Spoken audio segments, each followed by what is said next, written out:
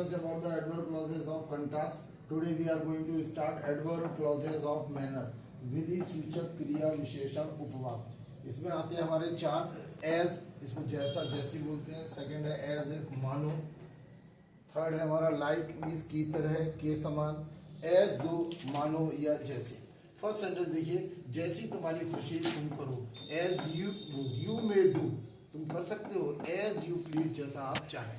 तो एज जो है ये हमारी क्या है, एडवर्ब क्लॉज है और ये हमारा कंप्लीट सेंटेंस है, इंडिपेंडेंट सेंटेंस है. यू मे डू, तुम कर सकते हो.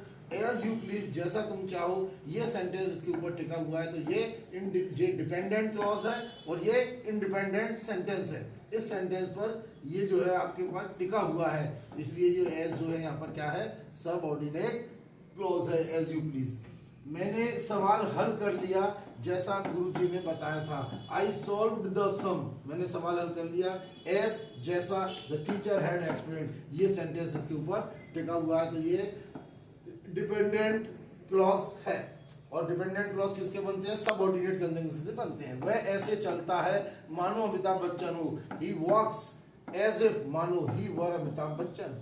अगला देखिए, उसने ऐसा व्यवहार किया मानो कुछ भी नहीं हुआ था. ही बिहेव्ड एज इफ, मानो नथिंग हैड हैपेंड, कुछ हुआ ही नहीं था. वह गाता है जैसे वह एक गीतकार हो. ही सिंग्स लाइक, की तरह, के समान. ही सिंग्स लाइक, वह इस तरह गाता है. ही इज ए सिंगर, जैसे कि सिंगर हो, गीतकार हो. वह बात करती है जैसे कि मजाक हो. शी टॉक्स, हम इसे ऐसे बोल सकते हैं, शी ऑलवेज टॉक्स, वो हमेशा ऐसे बात करती है. Like it is a joke, कि ये एक मजाक हो, यानी मजाक की तरह बात करती है. लाइक का मतलब है जैसे कि, यानी की तरह.